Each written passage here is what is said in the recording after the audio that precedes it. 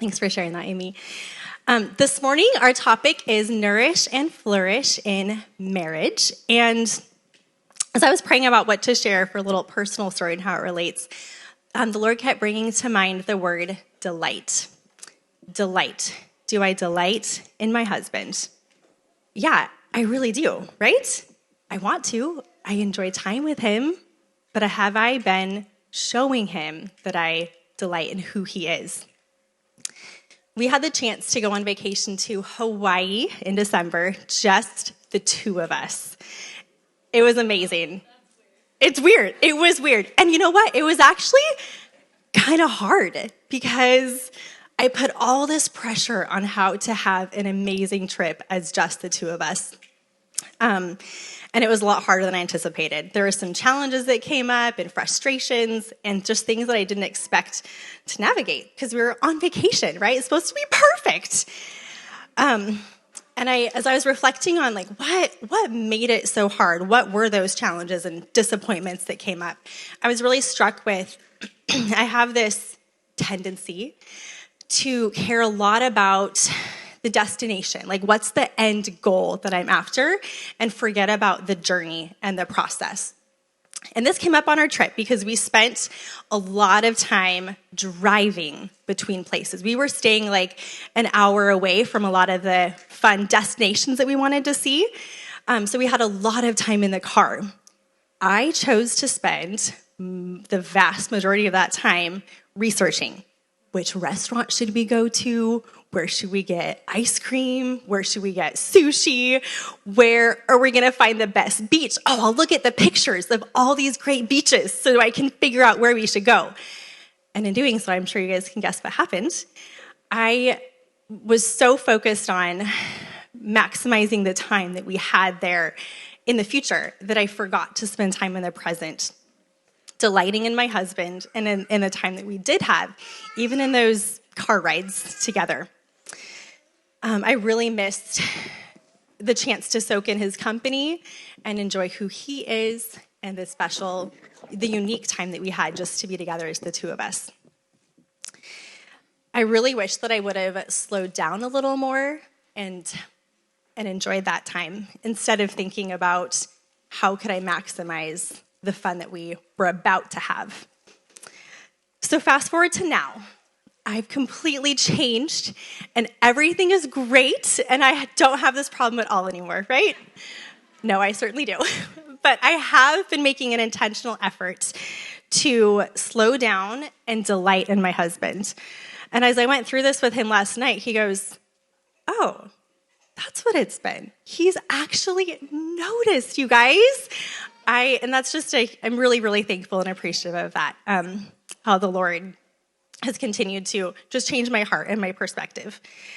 I've really been focusing on delighting in the time that we do have together. And that has it's just really simple things like lingering when we say goodbye, just extending that hug a little bit longer, maintaining eye contact just a bit more, holding his hand, finding those opportunities for physical touch that are really important to him.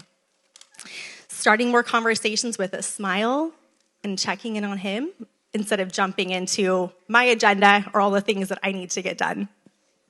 Pausing, slowing down, enjoying his presence, delighting in him. So this last weekend, we had a chance to go on a little day date and run some errands. We spent a lot of time in the car, and it was really fun.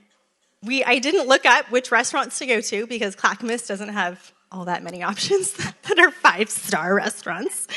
And we didn't have to research beautiful beaches to go to. We just had really great conversation, held hands, laughed together, and really enjoyed the time that we had together. I realized that when I pause and see him for who he is, I do delight in him, and I delight in being with him. I can take a minute to slow down and enjoy that time. And then when I'm at that point, it's when we really do flourish together. Thank you, Christina. It is such a sweet story and such a good reminder for us to slow down so that we can soak in our soulmates and delight in them. And I know that the Lord delights while we are able to enjoy the one that he made for us. So thank you. And with that, I get to introduce Joyce, our speaker, Joyce Wachsmuth, who will be speaking today on Nourish and Flourish in Marriage.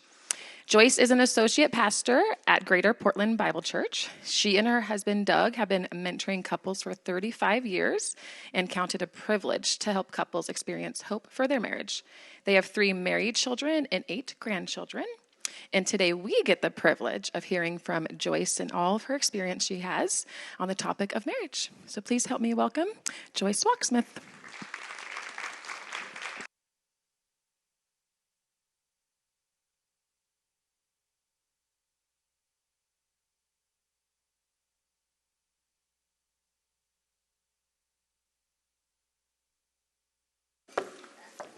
Well, good morning. It's great to be here. If you're wondering, where is she from? She's brown. What is she? Is she Filipino? What is it? I was born and raised in Hawaii. So you telling, I forgot your name, but talking about Hawaii, I love it. I was born and raised there, came in 1964 to go to college, met my husband my freshman year, and my dad said, you can get married, because we wanted to get married, and he said, you'll have to finish college first. What a best idea, because I graduated in 3.5 years, and we did get married. And usually I have a different picture that I sent, but I sent her the one where we just celebrated 50 years. So it's 56 years. But you know it's hard work. I saw you all coming, and I've been there with 3 children. My oldest is 54, married 25 years. Our second, married for 25 years, has 3. And then our last one has 3. And the last one is graduating this year. We have 5 in college. So my kids are dealing a lot of money out there for college, plus empty nest. And they can't believe they had little kids, and now they have kids that are out of high school. I didn't appreciate when women would say to me at a mom to mom, I went to mom years ago because I needed help and I needed encouragement with 3 kids. And an older woman would come and say, these years are going to pass really fast. I must admit, one woman said that to me, I almost felt like slapping her face. I did. Because I know how hard I was working to be a loving mom, a loving wife. And many times things weren't working the way I wanted it to be. So this is the words I say. I just smile a lot to them. And I say to them, I may not know them, but I want to get to know your children. What are their names? Who are they? They are special human beings that was created by God, and he has given you the privilege, a privilege and a gift. Not fun at times. How many of you say not fun? Not fun at times, but God does that. So it's always wonderful to be here again, and I love talking about relationships. I do a lot of talks on relationships because God is the one that initiated relationship. He created Adam and Eve for a relationship. He's the one that thought of marriage. It's his idea, not our idea. Intimate sexual relationship was created by God. It's so holy. Sexual relationships were made for what? Procreation and also enjoyment. So we're going to talk a little bit about that. But before I do, you have a sheet there. You can take notes. I'm a random speaker. I go all over the page. Whatever I'm sticking to my topic, I put it in there. So if you're like me, you can understand. Those of you that are more linear and you enjoy writing notes, I made this page just for you. Okay? The 3 things that Les and Leslie Parrott, we use a lot of their material in training mentors. My husband and I have been very focused now in the last 10 years of training other mentors that mentor like us. And so we use a lot of Leslie Parrott's material from Seattle. The 3 areas that will say to you a way of saying, where are we in our relationship? The first one is commitment. When my daughter was getting married, she said, Mom, how do I know that it's God's will that John is the one for me? They've been married 26 years now. I was so glad. I just read a book on God's will, and I could kind of encourage her. And I said, you know when it becomes God's will? Is when you say, I do at the altar. But there are 1 million men that you could marry all over the world. You are so special that God will say, sometimes say, oh, there's that one person. Not really. The one you said, I do, and the one that God chose for you is God's will. He meant your marriage to last a lifetime. Now, those of you who are here and you're single, you were married, or you may be here with a child and you've never been married. Either case, I will be addressing that. The things that I share can be applied to how you relate to your children. And you may know of others that are struggling in a marriage relationship, and you can have some tools that I'm going to give you, okay? So the first one is commitment.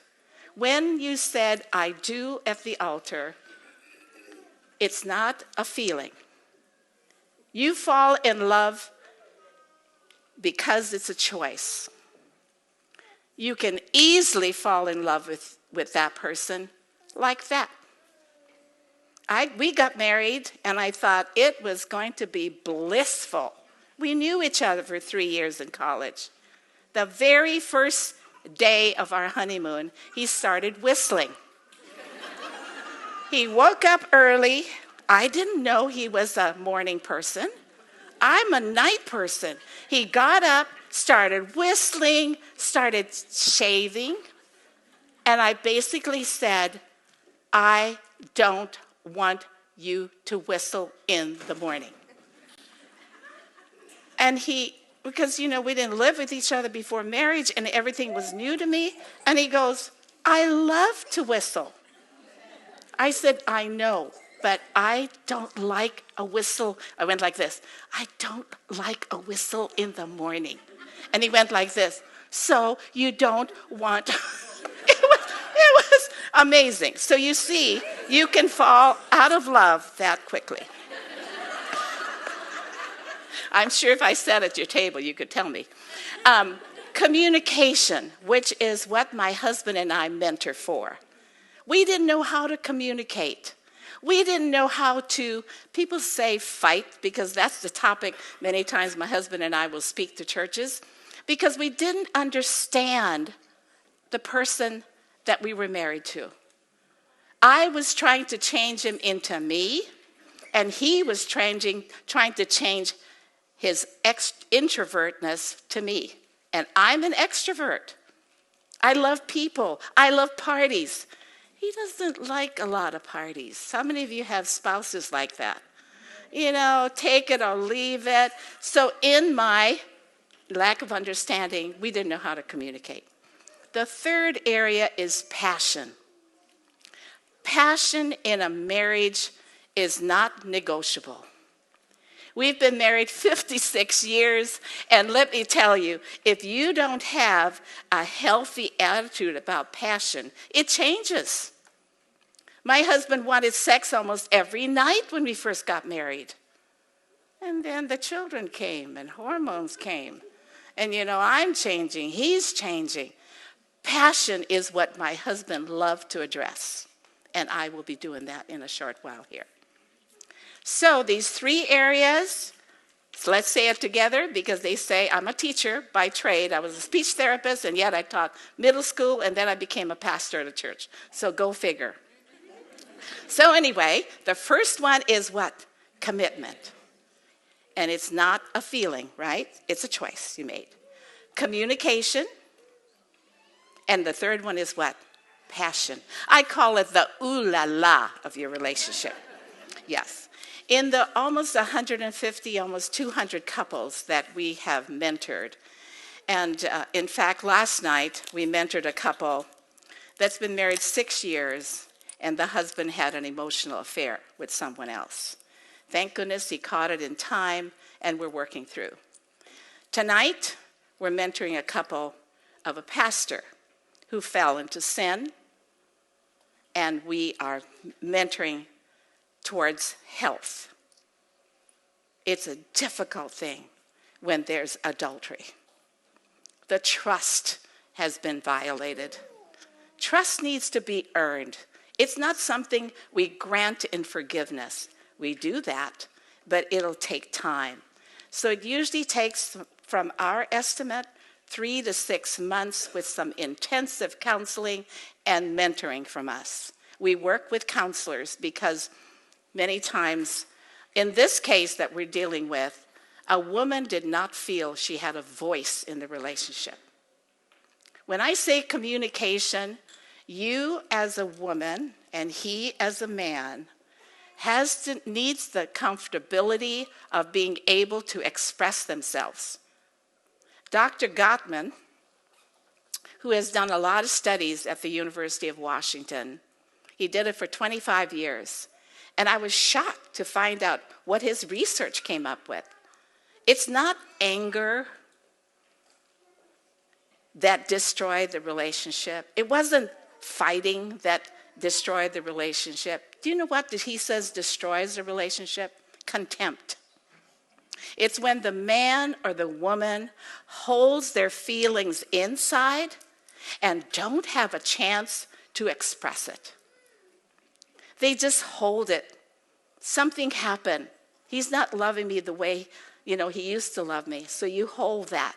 And pretty soon it turns into some bitterness and some contempt. He said that is the most dangerous thing in a relationship. So those of you that are mentor moms and you're working with your women and they're struggling, let them get it out. Let them express what it is, especially sometimes in Christian atmosphere. We don't want to say we're having problems, right? Oh, we go home and it's bedlam, but we come to a group like this and we don't express it. You need some one-on-one a trust person that you can unveil what exactly is happening so that you can take care of it. Right now, we're going to shift a little bit because what William Harley, a clinical psychologist, found out in mentoring and counseling with couples is that he tried to help them with all the techniques that he learned in college and doing his master's and his doctorate, but he still found half of the people he was helping end up in divorce. So he decided to start a project with that. So he found out this, that if a couple is not meeting the emotional needs of each other, and it's going to be different. Hi, baby. I love babies. They can make all the sound they want. When a couple, especially, are not getting along and they come to counseling, it takes a while for the therapy to go through. In mentoring, it's a little different. We don't do any therapy. We look at the communication piece because that to us and the emotional needs. So when I'm speaking about emotional needs, I'm saying it's needs that you don't even know you have sometimes, and your husband may express it in a different way, and you're wondering, what is that? And so what he did was he created a questionnaire. So if you would take that out right now, we're going to spend about 10 more minutes, okay? So this can be duplicated by permission. I've been given permission to do this. This is what we do in our mentoring session. It's our first session. So we'll be doing this with the couple that husband had an affair and he's a pastor. He resigned, and so we're trying to help him. So if you would turn to the last page, turn to the very, very last page. Does everybody have a copy of that? If not, we can pass it out. Anyone else? Okay, it looks like this, right? Then go to the last page. Yeah, you have some extras there? Okay. On the very last page, what he came up with, Dr. Harley, are the 10 emotional needs of the couple. When he first wrote the book in the 90s and we were using it, he had all the needs that most men have and what most women have. And he has changed it around as we've done some of his workshops. And now it's looking at it 10. And let me go through it before I go through each one. What you're going to do is what every couple that we take through mentoring does. Our hope, whenever I've done this workshop, and women have told me it has worked, if your husband is open to it, he can take it along with you, because you're going to find out more about what his number one need is, okay? We've taken this now 3 times, because when we first took it, we were married about 15 to 20 years. So we've taken it several times now in our relationship, because things change. Different needs change. So number 1 is affection. It's a great need for us, women especially, and I'll be describing that. Sexual fulfillment is an emotional need.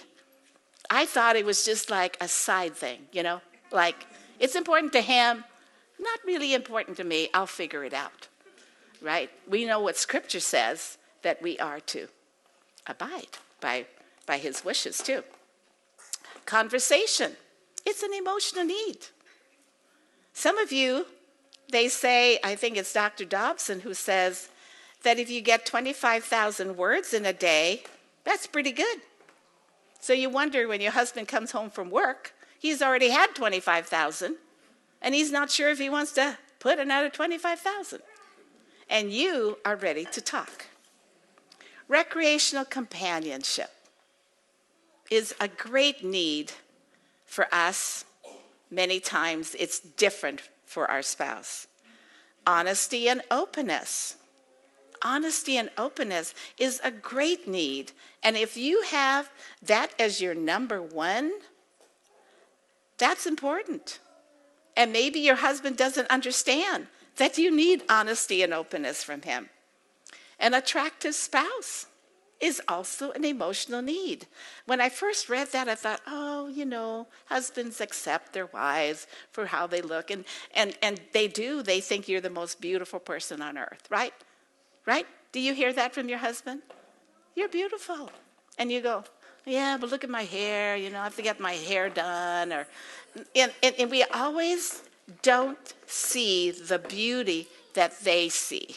My husband's 6'1". When we first got married, he's blonde hair. I'm Hawaiian, short, 5'1". And he would always say to me, you are the cutest thing on earth. Did I feel cute? No. I always think, well, there's somebody else, that's cuter than me or whatever. We always do that, but attractive spouse is a big need. And it wasn't until we were mentoring couples where we saw that in husbands and wives. We just mentored a couple last week, and this husband said, now I know why she's always making sure I look good when I go out. I would rather wear sweats. No, she wants me to put the jeans on. And I love wearing this raggedy old coat to church. Oh, no, that doesn't look good. What is that? It's a need you have. Maybe not a need he has. But attractive spouse is just being able to be pleasant and look good, and I'll be going more into it. Financial support. That's an emotional need. If you're at a place where husband hasn't found a job yet, and you're not sure about how you feel about it, financial support is what you are feeling in this time. What is domestic support? I'll go into that but it's where your home is an environment that both person wants to come to. That's domestic support, and I'm going to talk more into that. Family commitment. How many of you struggle? Husband is working so much. Our kid is playing soccer. He hasn't been to any of the games.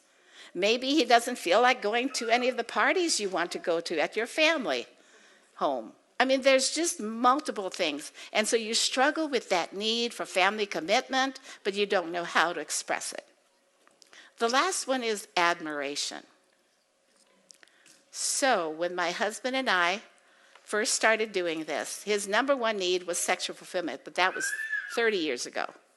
You know, it's still up there, but for him, it's admiration, affection. Now it's turned to conversation, but we're retired. I'm still working, but I mean, you know, we're both very busy mentoring and stuff. But for him, it kind of shifted. So now you're going to get to do this, and we've got about another 5 minutes. So turn to page 194. So as I describe each one, you're going to take this questionnaire that you'll be able to finish at home. But the first part is attention. What is affection? What is affection in terms of evaluating your emotional need? So you can mark it down and see which one you would mark. I have no need for affection. Oh, I have a great need for affection. Affection is showing love through words, cards, kisses, and courtesies. I love when you were sharing how when you leave your husband, you're able to say goodbye. Those courtesies are very important. In working with couples, that's where we start. Now, Dr. Harley says that each of us have a bank, okay? Picture with me. Anytime a husband treats you with affection, kindness, caresses, it's like he deposits a coin in your bank. And when you treat your husband with kindness, it's like you deposited a love bank in his being. Now, when I was a young mother like you, I attended every workshop on marriage. That's almost 53 years ago. One of the gals said, today, when you go home, cook something really nice, and then when he comes in, take off his shoes, okay? You get this picture? So I say, oh, I'm so glad you're home, and blah, blah, blah. And I said, well, just sit here, and I'll take off your shoes. And he thought I was getting ready for the slaughter, you know, like I was going to kind of do something, because I've never done that kind of thing. And I took off his shoes, and I made some hors d'oeuvres with cucumber and cream cheese. And then I said, would you like some coffee or tea? And he went, okay, stop. What happened? I was embarrassed because I think I was so convicted that I wasn't treating him with kindness and all the things that he needed. Now, when he did the emotional thing, admiration was up there. Most men do not feel they're admired enough by their spouse. Being admiring is not flattering. Even thanking them, when I thanked my husband for being a provider in our home, he was shocked because he's such a dedicated worker. But I thought I needed to thank him. When was the last time you did affection in that way, where you thanked him for working? How many of you have done that recently? Good. I love seeing that. They need to hear it over and over and over again, just like you need it. If affection is your big thing, you need to communicate that. He doesn't know that. That's your number one. So let's go on to sexual fulfillment. A sexual relationship brings out the predictable enjoyment of sexual response in both you and himself. Last night we met with a couple. We meet with them separately to find out what are the areas that they're struggling with. Because many times we don't discuss it in the mentoring because it's private. But when we meet with each individual partner, we can see that there are some struggles they're working through. In this book, His Needs, Her Needs, and I put that on there, they go very detailed into that. So if it's your number one need at this time, or it's his number one need at the time, take the time to look into this. The couple that we're working with that had some adultery, this is their textbook, because they're going to find out where they went short in the emotional need of each other. The next one is conversation. It's just talking about the events of the day, avoiding anger and judgmental statements, and dwelling on past mistakes. That sometimes takes over in your conversation. It's not pleasant, but it's understanding each other. One of the tools we use for getting a better understanding was devised at the University of Denver, and when I was here last, if you were here, I went into it in detail.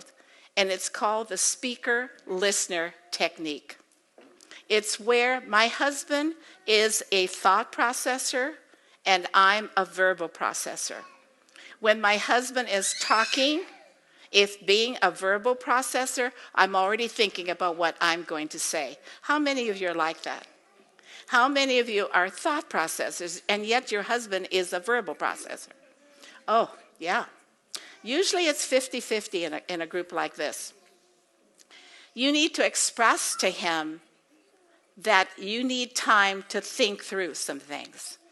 You're a thought processor, he's a verbal processor. So the technique, you can look this up, it's called the speaker-listener technique, and in the city, my husband and I are known as the pen people because we use a pen. And when you have the pen, you can speak, okay? We untangled lots of issues using this tool. You only use it when there's a crisis. But we teach couples how to use it. And when you have the floor, you speak. And the other person listens. Because usually in an argument, you're the person that's verbal who wants to win, and then the person who is kind of more the thought processor shuts down. And the relationship ends up where, and that's what the University of Denver found out was happening. And it happened to us. So we've been using it now for decades and teaching it to people. I would love to teach it again. Recreational companionship.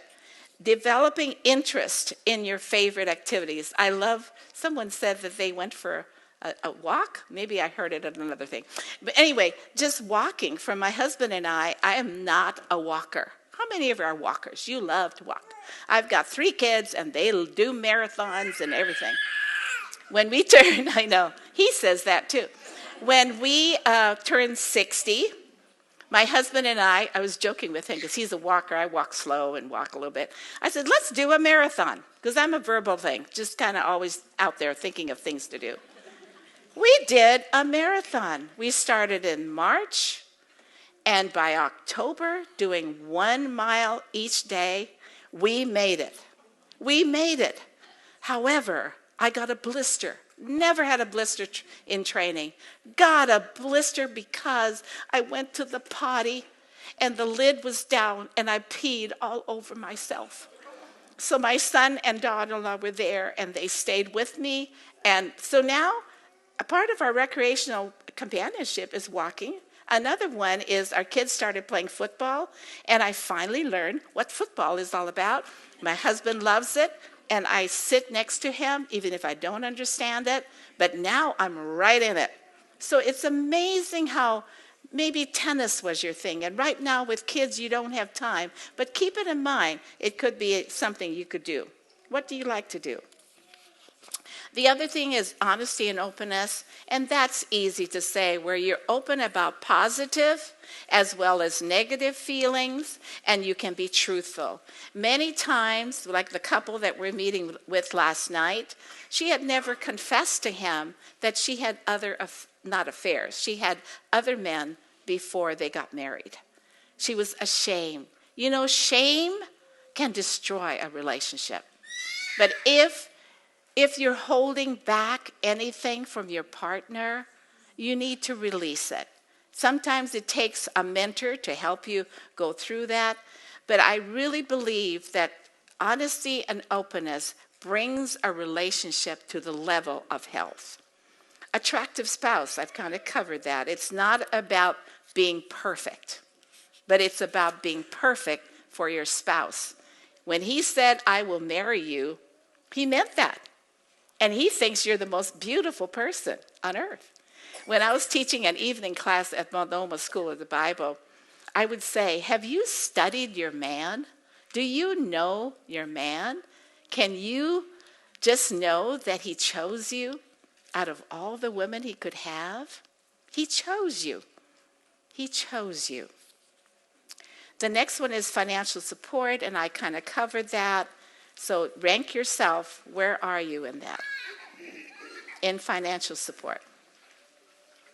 So please mark it, because you're going to reveal it, and I'm going to give you about 5 minutes to make sure that you're writing it down. Domestic support, it's creating a home environment that feels like a refuge. If that is something important to you, you need to talk to your husband, because I was a stay-home mom. I did substitute teaching. I did some speech therapy for a few years. And then I stayed home just doing substitute teaching. Well, when I went back to work was when the kids started college in the 90s. So I said to my husband, I'll go back and teach and get some money so we can pay for all our kids in college. And so we sat down, and I said, what things can you do? And what things do I like to do? He said, you know what? I could take over doing the laundry. I said, are you kidding me? He said, no, I'll be glad to do that. And to help you out, because, you know, domestic support is all about you feeling good in your home without the stress. So we do this a lot with couples. In fact, one couple we just worked with, that was their biggest thing. She said, I work, he works. When I come home, I'm working. And all he wants to do is do this, play games. I said, okay, we're going to work on this. And okay, she's putting in how many hours every day? And plus coming home, putting the kids to bed? What part are you going to play? He goes, I guess. He went like that, I guess. I said, no, you're not going to guess. If you want more of a relationship with your wife, you're going to have to do more part. How many of you feel, because whenever I teach young today, that is a partnership. Our kids do that. How many of you feel support from your spouse and he helps out with the kids and all of that? Good. How many of you wish it was more? Okay, you can communicate that, because domestic support is very, very important. Family commitment, I mentioned that. It's working through what's important to you. And then admiration is respectful, valuing, and appreciating you, rarely with critical and expressing admiration to you clearly. So how did you score in each of these? Did 1 or 2 or 3 come out to you when you rated it? Usually it takes a while. So now I'm going to give you about 5 minutes, and you're going to look at the list at the end of the page and mark your number 1, your number 2, your number 3, and 4 and 5. Some of you already know, even without that. Usually when I do this in groups, they don't even have to take the I need it, I don't need it. So look at that list, and which one is your number 1? You can't live without it. Which one is your number 1? Is it affection? Is it domestic support? Is it sexual fulfillment? And when you put your top 5, I want you to list what your husband would be his top 5.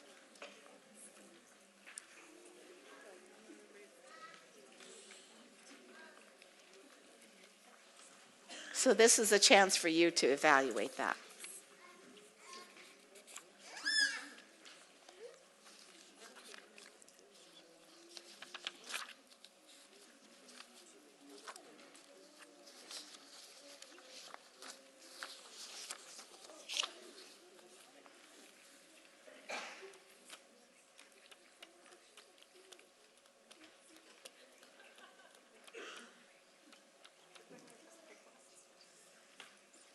The best way to do this is to do it also with your partner. Many times people are surprised at their number one as husbands. Many times they're not surprised. But you can't put in their love bank if you're not meeting their emotional need. And they may not have a chance to express it to you, but by taking a questionnaire like this.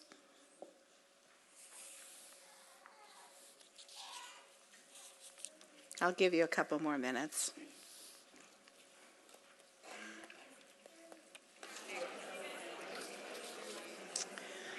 I have to tell you, I love speaking to moms from all different stages.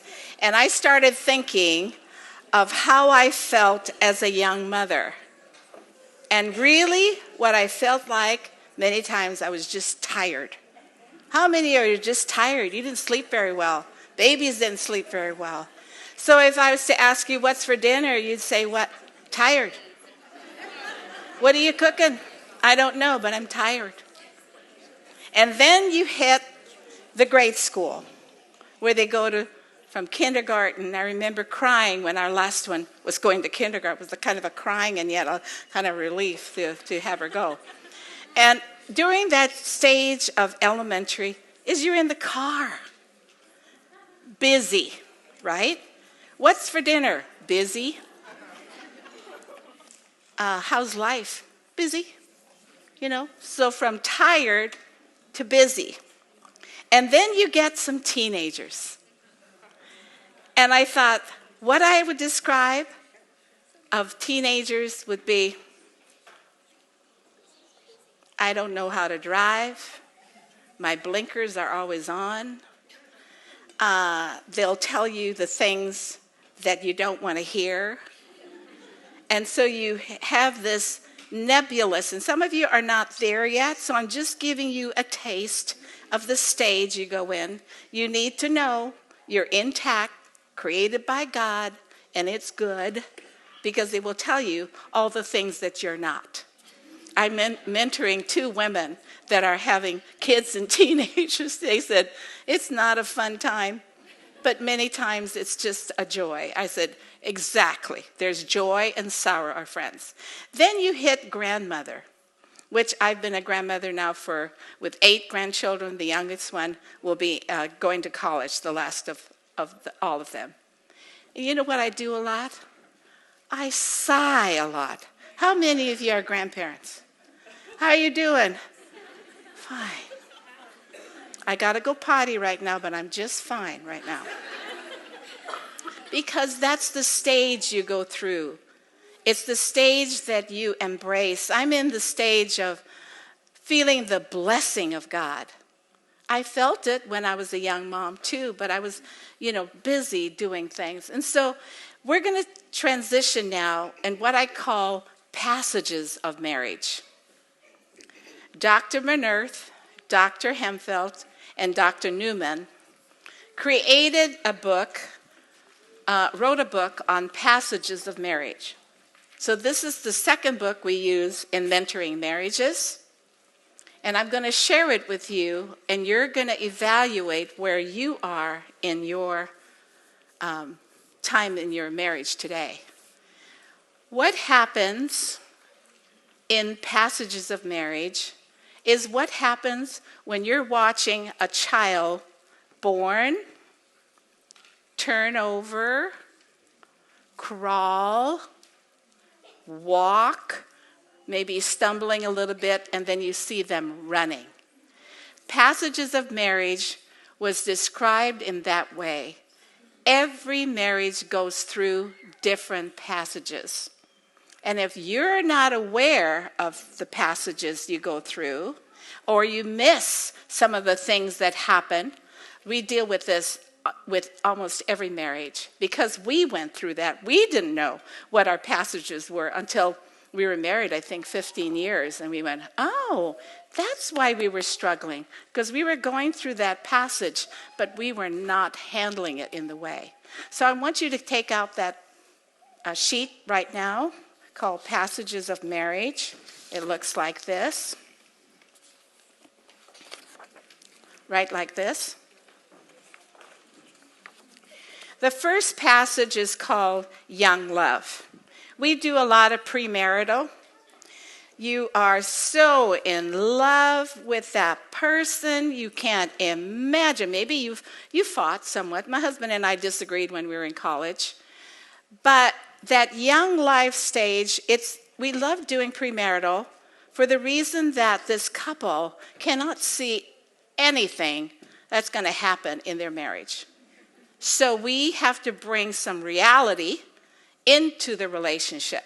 How many of you got advice before you got married? Did some good premarital with a pastor or a couple? How many of you? Raise it up high. Yeah. That's a good number. And most of you were helped, right? Where they gave you some tools to use and some resources to go to, and you could go back to them. How many of you went back to the person that helped you in your marriage? Went back to them and said, thank you to them, but also you could see that they helped you. That's wonderful. Usually the percentage is very low. We don't go back to those. So what we do with premarital, we use a tool called PrEP. How many have done PrEP? Okay, counselors use that, we use it, and PrEP is $45 per person. They get the test in their mailbox, in their email, and they take it, then we get the results, and it shows everything about compatibility. On the spiritual side, on the financial side, and because of it, we've had to recommend 2 people in the many that we've done to not get married until they work on some things. Most of the time, what you want to catch the cautions, because divorce rate is rampant today. Many are living together and not taking the chance of getting married. And when they take this compatibility, they're able to maneuver it. We're able to help them. We're able to say, this is the struggle you're going to have in the future if you don't take care of that. It's called PrEP. You could look into it. You can check with your pastor. Maybe you'd like to help someone who's thinking about getting married. So young love is your first 2 years. How many of you are just married 2 years? Most of not here. Because you have children, right? Well, how many of you are in the second passage, which is 3 to 10 years? Yeah, usually in a group like this is that. How many are in the third passage? We have mentors too, so how many in the third passage, 11 to 25 years? Okay, it's usually about a fourth of a group. And then the fourth passage, which some of your mentors, you're in that, called 26 to 25, 35 years. Any mentors married? Okay, good. Right. Okay, so let's go through this. And what you're doing is looking to see, when you're in the first 2 years, what things happen to you in terms of, we call them tasks. The first 2 years, it's overcoming the idealistic notion of marriage, and you're molding into one, right? You're becoming one. They say it's like putting 2 pieces together with some glue in it. You're learning to be one unit. The first task is molding into one family. Not a family that's connected to your in-laws. Although you respect them and honor them, you are molding into one family.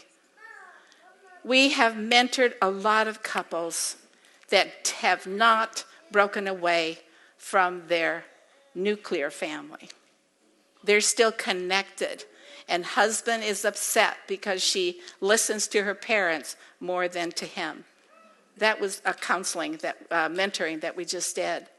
And it hurt him because he wants to mold into one family, make decisions. The worst time when I've done a workshop on in-laws, it's holidays. You know, you can't tell the other party that you want to have your own party by yourself. Isn't that hard? And when I was doing this for a class, I realized my children just got married, and I needed to give them the freedom to be a family unit. That doesn't mean you can't be connected to your parents. That means you're able to talk. What things are we going to do to bring our family to be one family unit? Okay? That doesn't mean you're divorcing your parents, because the Bible says to what? Honor your mother and father, so it will be well with you. Some of you don't have good relationship with your in-laws, and I'd love to come and do that talk for you. But the first task is to mold in one family. If you've been married more than 2 years, I want you to circle that and give yourself credit. You know, we're doing well with molding in one family. The second one is overcoming the tendency to jockey for control. I'm a person, when we do workshops on conflict, my husband would pull back, and I'm the fighter. I want to win. My personality is such where we get into an argument, and I want to win. I don't want to lose. How many of you are like that? Yep. We understand. We don't have to say anything. My husband yields for the good of the family, and he shuts down. That's why the tool of the speaker-listener technique is so beneficial for us, because it gives my husband a chance to talk. And I have to what? Be quiet. He's thinking. I don't think when I'm in an argument many times. I just motor mouth goes out there, and I have to pull myself back. My husband has to bring himself up. So that's good. How many of you, you're both the same? You're both yap, and you both want to win. How many of you have relationships like that? Okay. How many of you you're both quiet, it's hard to get you to talk? Yeah. Anyone? Wow, this is good. Usually it's half and half, but that's good that you understand each other. Overcoming the tendency to jockey for control means you do just that. We're going to have to settle this. And when I asked my husband asked me, when was the last time, this is years ago, when was the last time I've won an argument? I had to go.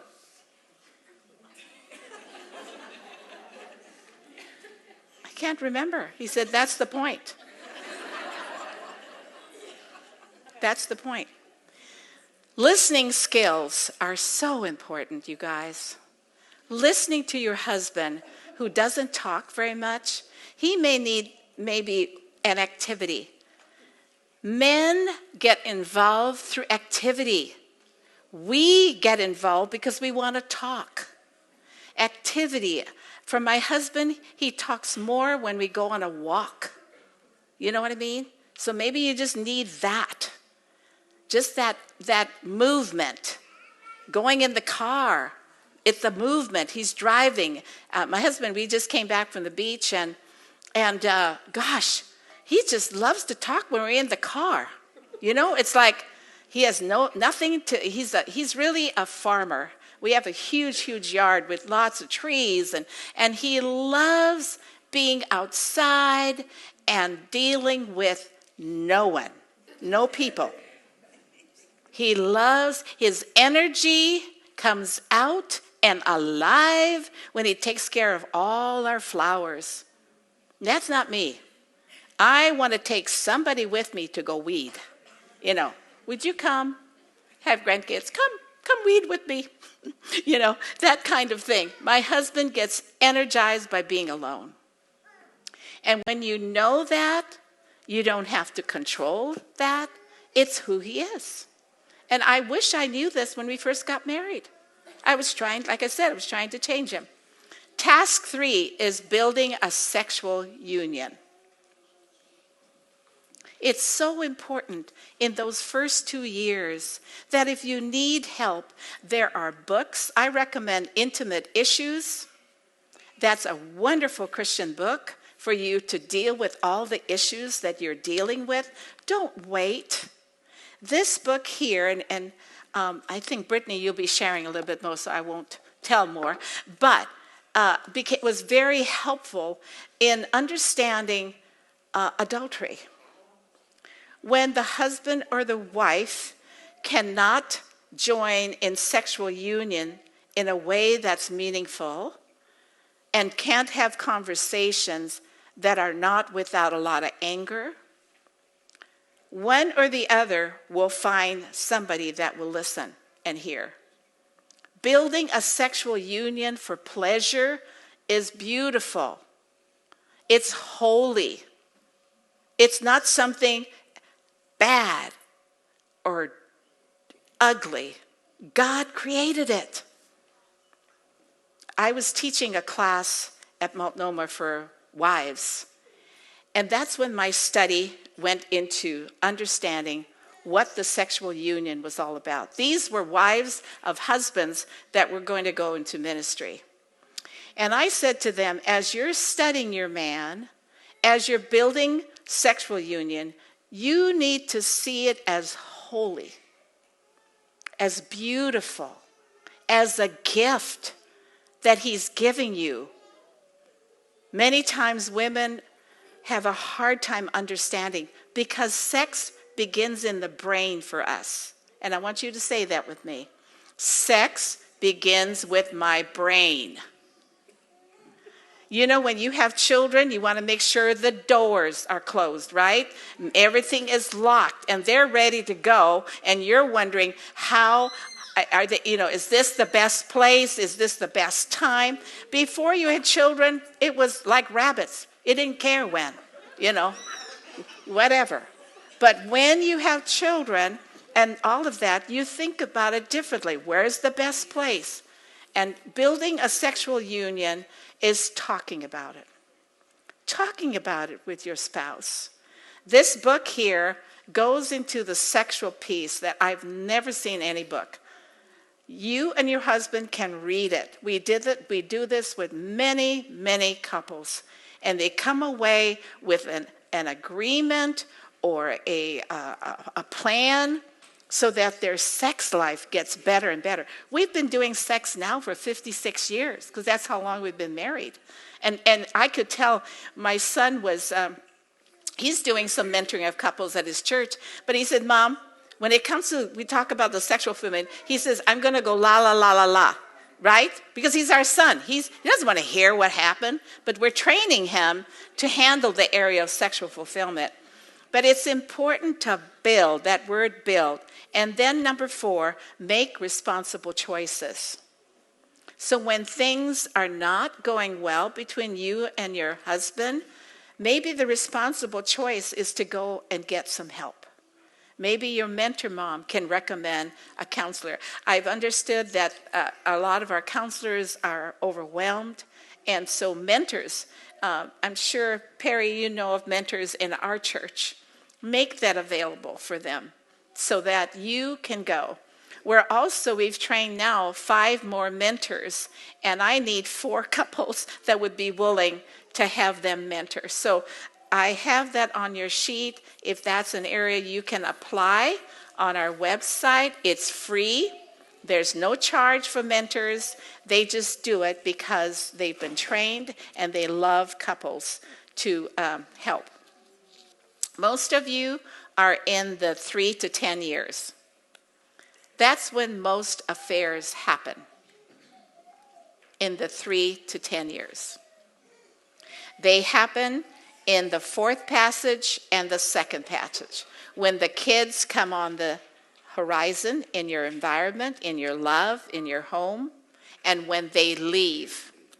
Our daughter played volleyball at Wilson High School and then went to Biola University down in California. There were 6 gals that hung out together. 5 of her friends' parents got divorced as soon as the last child went. And 2 of them still had children. It's when children come on the scene and when children leave. So if you're thinking, oh, I've got it made, we're doing great, and all of that, that's great. But I'm going to tell you the things that you have to hang on to. Task 1, you are to hang on to love after reality strikes. It can strike in the 2-year-old, 2 years young love. But you are to hang on, and that means you're just barely sometimes. Maybe you're going to some mentoring. Maybe you're working it through a workbook or whatever, but you're going to hang on to. That's part of a passage.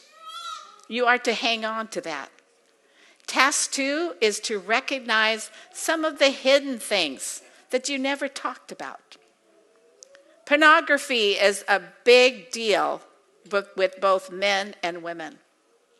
It interferes with the sexual relationship, but it also is many times a hidden contract.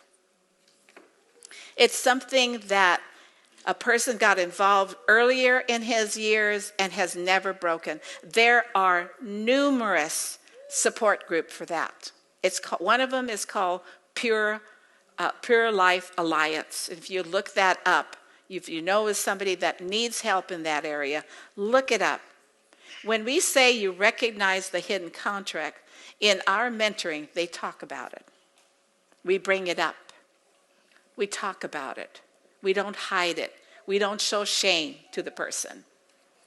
It's something that happened, and they will be feeling bad about it, but it's something that needs to be talked. And we write a new contract. We'll be doing this with this couple that we meet tonight. We just are finishing one couple. They'll be writing a new contract. And the new contract is listing the things that what they're going to use when they get into a conflict with each other. My husband and I have 12 things that we identified that we need when things are heated up and we're talking. The first one we pay attention is we only deal with one problem at a time. That's a new contract. See, when you talk to your spouse and he brings up a problem, how many of you think of another problem? Right? He didn't put gas in the car, so you say that, and then he said, yeah, by the way, when I asked you about something else, you didn't do it. You got 2 problems.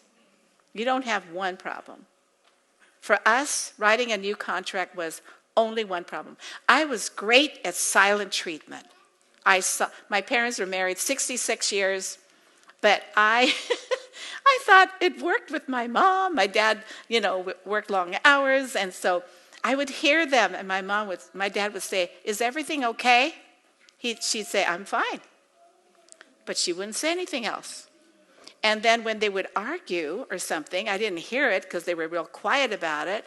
My mom was really silent, and my dad would say, "How come you no talk to me?" He was from Philippines, and he spoke very pidgin English.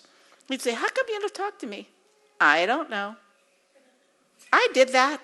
My husband would say, "How's everything?" "Fine." "Are you mad at me?" "Nope." "Is there anything you want to say to me?" "No, not now." What happens when you use silent treatment is the other person goes into this ruminating, I wonder what did I do, when you don't verbalize it. Writing new contracts in mentoring is so important. You need to talk about how you're going to handle arguments, how you're going to deal with your children with discipline. Talk it out. We met with a couple about 2 months ago. Their biggest issue was that he disciplined this way and she disciplined this way, and they weren't together. They weren't a team. So it's important that they write a new contract in terms of how they're going to deal with that. Child-proofing your marriage is a task. I love that you went to Hawaii without the kids, right? Yeah.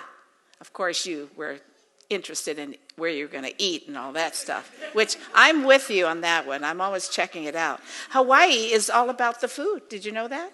It's all about the food. So, child-proofing your marriage can take several ways. Maybe a date night. In fact, the couple we met last night, they came up, we need a date night again. How many of you have settled on date nights? Okay. How many of you would love to have date nights? Good. You need to express that. Talk about it. Communicate about it. Maybe it's once every 2 weeks because of schedules, but it's on the calendar and you know it's going to happen. Okay?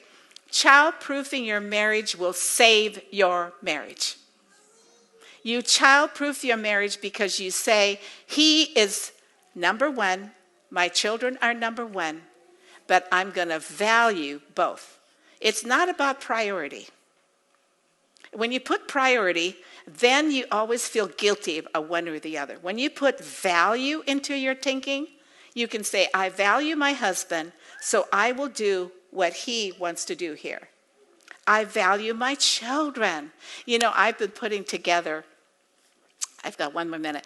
I've been putting together a kind of a scrapbook. I'm not a scrapbook person, but my daughter's turning 50 next week, and we're going to be leaving for California.